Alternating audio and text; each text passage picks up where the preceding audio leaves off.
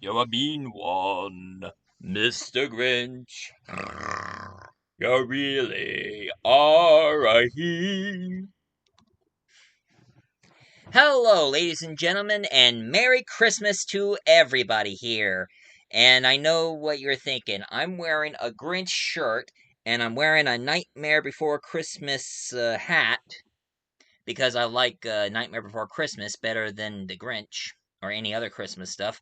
Although I always have a soft spot for Dickens' Christmas Carol.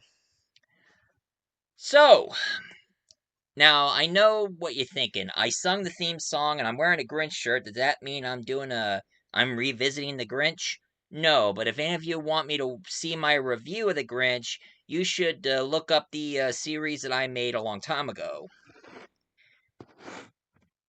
But there's a certain type of Grinch I'm going to be talking about. And first off, a little history for those who don't know. A man who goes by the name of Dr. Seuss, who always makes a lot of rhyming in his children's books, decided to make a Christmas story back in 1957 and therefore wrote the book of the How the Grinch Stole Christmas. And he wrote the book because he noticed how most people celebrate Christmas by, sending merchandise and all that, and the Grinch hates that, so he decided to steal everything that people had for their Christmas decorations, so it would be Christmas without any Christmas stuff around. But he starts to realize that the Grinch, when it comes to Christmas, it doesn't have to be about the fancy lights and the trees and everything. I mean, it's more about family and gathering, being with people that you love. That's what Christmas is all about. And of course, the book itself got so popular that back in 1966, when I was a little kid, I do enjoy watching this cartoon created by Chuck Jones and narrated and voiced by Boris Karloff, the cartoon version of How the Grinch Stole Christmas. And it was one of the greatest movies ever made. And of course, back in 2000s, they did a live action version starring Jim Carrey. And the movie itself was really damn good. Really damn good. And of course, there was another one that I did mention, and now I hear from all the critics it wasn't that good. The animated 2018 movie of The Grinch, starring Benedict Cumberbatch doing the voice. It wasn't as good as all the others. I mean, it was kind of dull. So the better ones is the Chuck Jones cartoon or the live action version with Jim Carrey. And of course, since I've been noticing, I went to Walmart and I've been seeing a lot of Grinch stuff and the Grinch merchandise, and I even see the Grinch in these Walmart commercials, tossing gifts to everybody. So, I already talked about the cartoon, the live action movie, and all, but there was one I haven't reviewed, and it was made back in 2022. And of course, due to the copyright infringement, they had to not use the Grinch name, but the theme itself is definitely Grinch like. And the movie I'm going to be talking to you about it is The mean one, Mr. Grinch. except they didn't have any copyrights to use the name Grinch, so they just call him the mean one.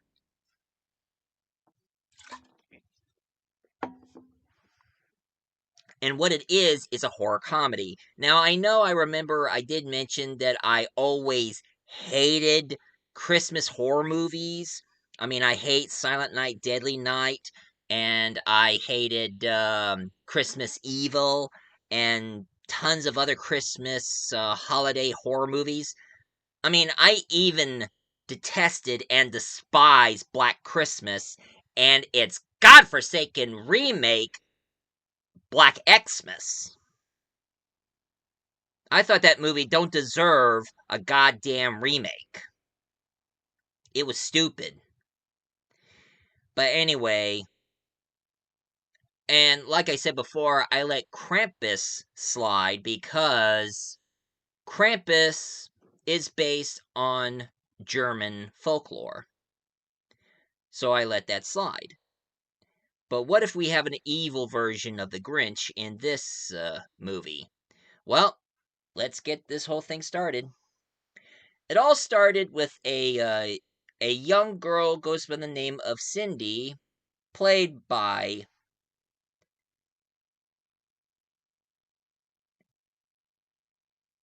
Safini Chenadet.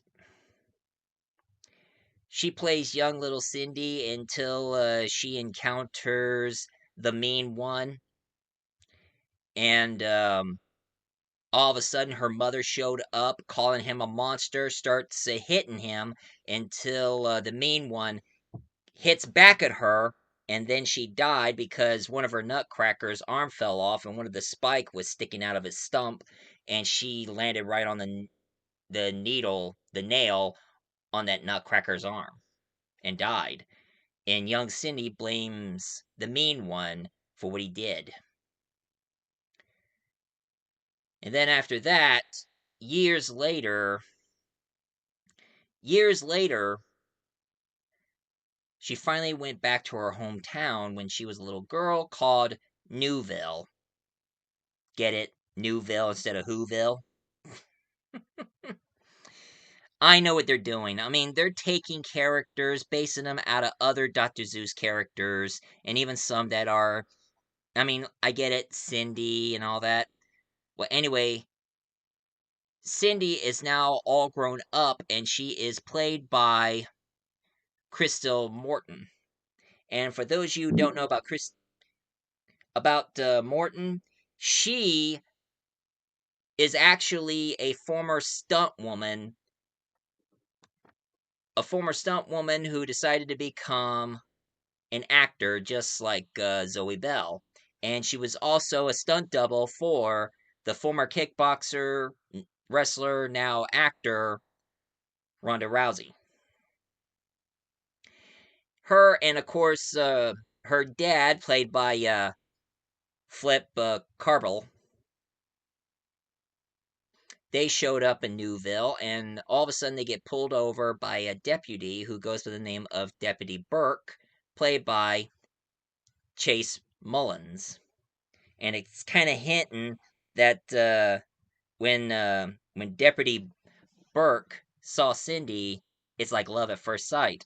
Even her dad says, he seems nice. And then they come across, and of course, Cindy ends up in a diner trying to have a little trip down memory lane, and she comes across Mayor McBean, played by Amy Schmarcher. Schmercher. Amy Schmercher. And she keeps on sending out posters and stickers telling people to keep on voting for her for the next election so she'll stay as mayor in the town. And also out comes their sheriff named Sheriff Hooper, played by Eric Baker. But of course, there's something very suspicious going on. Turns out that Mayor McBean and Sheriff Hooper knows what's going on in the town. And of course, Cindy's father showed up, noticing that all the stores don't sell Christmas decorations or anything. Can't find a store that sells Christmas stuff. And of course, and also, Cindy met Deputy Burke again, and of course, Deputy Burke says that he is Jewish. Yeah, this movie always keeps making a big deal about, everybody in town are all Christian except Deputy Burke. He's Jewish. So pretty much he doesn't celebrate Christmas, he celebrates Hanukkah. Eh. And then there was this mysterious bearded guy. but we get to him later. Now Cindy, in her house, she keeps having nightmares of her being attacked by the mean one. And then her dad decided to decorate the house with all the Christmas stuff around. And then all of a sudden, the mean one showed up and he killed her dad right in front of her. And of course, the deputy and the mayor put her in the hospital and even told the deputy what she saw. And of course, she even remembered when Sheriff Hooper showed up when she was a little girl. She did describe it. It was big and green and furry and all. And Hooper tried to cover up by saying we saw the ski mask next to the crime scene. So surely you must be mistaken. He's covering it up because there is a conspiracy going on in the town. You know, that's one thing I always hate about in the horror movies. There's always a goddamn conspiracy. Like, everybody knows about the monster, and they're trying to keep it all hush hush and kill any newcomers that show up in the town. That's what it is. But anyway, Christy, on the other hand, she decided to go hiking in the hills, saw a couple with a mistletoe, and then she spotted the mean one, killing the couple, but the girl survived. And she trying to ask the girl what she saw, but she was so traumatized she can't remember. And of course, the sheriff told her, "You should stay out of this. Let us handle this." But she doesn't. She's not taking his word for it. She won't take this lying down. And even Deputy Burke is starting to get suspicious as well. And then from out of nowhere, she meets this old bearded guy who drinks a lot.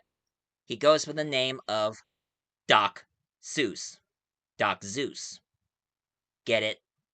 Dr. Seuss, Doc Zeus with a Z. Ah. And of course, Doc Zeus is played by John Bigham. And it turns out that he knows the creature itself. And of course, when he's trying to call the name, like he said, he goes by the name of and the waitress popped up saying, "Finch! Is there a Mike Finch here? Your order's up! Mike Finch!" So every time when he tries to say Grinch, the waitress yells out Finch. So he tells Cindy that he's also called the Mean One. And I know that the narrator, it sounds like he's trying to use his Malcolm McDowell impression to narrate the series, but may need a little work on his Malcolm McDowell. Totes my goats. So, the deputy decided to do some exploring around that mountain, and he starts finding a bunch of missing wallets and looked up the people from those wallets. Turns out there's a bunch of people who ended up missing. And he wanted to know who owned the mountain. It turns out it was Mayor McBean who's doing it. So there is a conspiracy with Mayor McBean and also Sheriff Hooper. They know about the creature.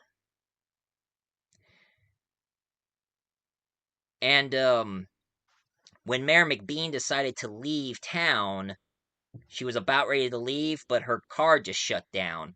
And then automatically her radio starts playing Christmas music, and she was trying to get her car going, but no avail until the mean one showed up and killed the mayor.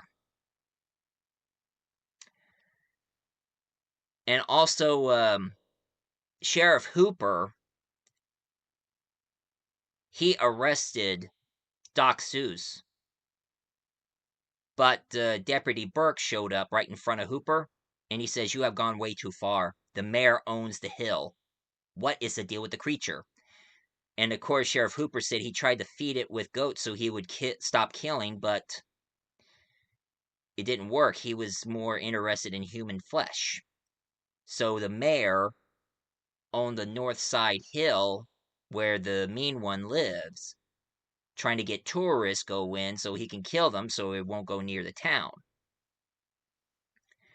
But, and of course, here's one thing that happened. There was a group of people that dressed like Santa Claus, elves, and Mrs. Claus. They came from a Santa convention, and they show up into a restaurant, and they were all getting drunk and ready to and continue on partying until the mean one showed up and he killed every single one of them in the most gory, hilarious splat way. Oh, and in case you want to know about the mean one was played by David Howard Thornton. And for those of you who don't know the name, he was the one who played Art the Clown from his franchise. And the way that David Howard Thornton, the way how he does his mean one, I mean, he's trying to be a little bit like Jim Carrey in a slasher kind of way. He doesn't say anything, he just goes like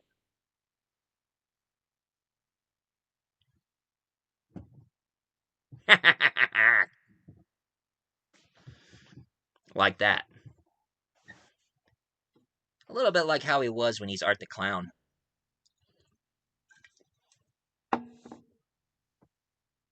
Wasn't there a Christmas horror movie with Art the Clown in it? Hmm.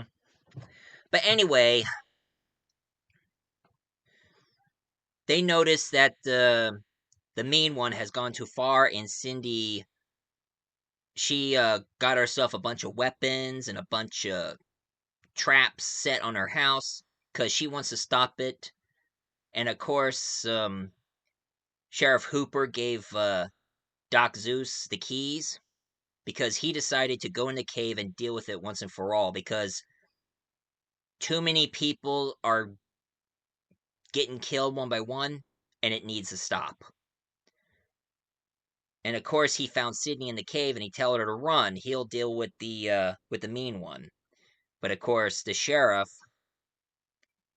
Oh no, wait. Deputy Burke. He fell into the cave and got caught in a bear trap. So Sheriff Hooper showed up and got the bear trap out of his leg and tell him to get out of here right now. So Sydney grabbed Burke and Doc Zeus took Burke and tried to patch up his leg while Hooper deals with the mean one. But sadly, Sheriff Hooper dies. Now Cindy decorated her house, and she was going through a lot of training, knowing how to use a gun and knowing how to use a weapon and even know self defense. So all that is all set. And of course, Sydney faced the mean one, and of course, Dr. Zeus got his sniper rifle ready, kept firing his gun at him, but he's disappeared. And of course, she uses all of her traps and everything. But now she finally grabbed her knife and finally brought him down, about ready to stab him, but she found something around his neck. Turns out that when Cindy was a little girl, she gave the mean one a Santa Claus necklace. He still kept it after all these years. So it turns out that it wasn't the mean one's fault, it was Sydney's mom's fault because her mom judged him by his appearance, calling him a monster. Turns out that when the Grinch met young little Cindy, he gave him a necklace, so it made him become good, made him grew his heart 3 times. But when his mother showed up, she was like, "Cindy, get out of here! Get away from her, you monster!" But it turns out that he didn't really kill her mom on purpose. It was by accident. He just pushed her and she fell and got the nail embedded to her neck. And of course, Sydney got mad at the mean one and called him a monster. So they called him a monster, so a monster he will be. And that's why he always kept killing anybody who are celebrating Christmas, putting up the Christmas decorations, or dressing up as somebody for Christmas. He would kill them. So now Cindy decided one alternative motive. She decided to forgive him and kissed him on the cheek. And when that happened, his heart starts growing. But of course, with all of his killing, he can't stop it. So the only thing that the mean one did, he twirled around and face down on the floor, and his heart exploded, saving her and sacrificing himself. So now the mean one is all gone.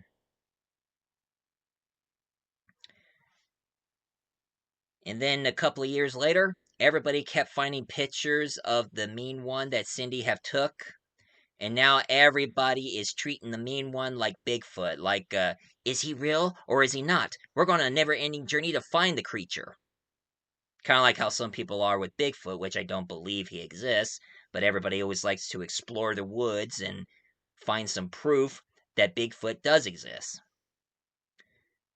But one good thing, though, now Newville is now celebrating Christmas now. They finally have a chance to put up the Christmas decoration and celebrate Christmas once and for all. Without Sheriff Hooper or Mayor McBean involved, and of course the mean one not around, everybody lives happily ever after until next year. Yeah, every time when they do these kind of horror movies, they always leave a cliffhanger letting us know that there might be a sequel, which I think it should be just a happily ever after story and leave it at that. And that was the end of the mean one. So, to my opinion, I would say that it. Oh, God. It is cheesy. It is ridiculous. I mean, it does have sort of a so bad it's good qualities, and I get it why they couldn't use the word the Grinch due to legal purposes. So that's why they kind of changed the name a bit. I mean, they couldn't call her Cindy Lou, so they just call her Cindy, and of course called the Grinch the mean one, and of course the old man called Doc Zeus instead of Seuss, Zeus, like a Norse god, and they do cram in Burke being Jewish down our throats because him being Jewish, I mean, he gave her a thermos filled with matzo ball soup, and of course, when he was hunting the Green Meanie, he tried to sing a Christmas song, but he doesn't know any of the lyrics, so he started singing dreidel, dreidel, dreidel.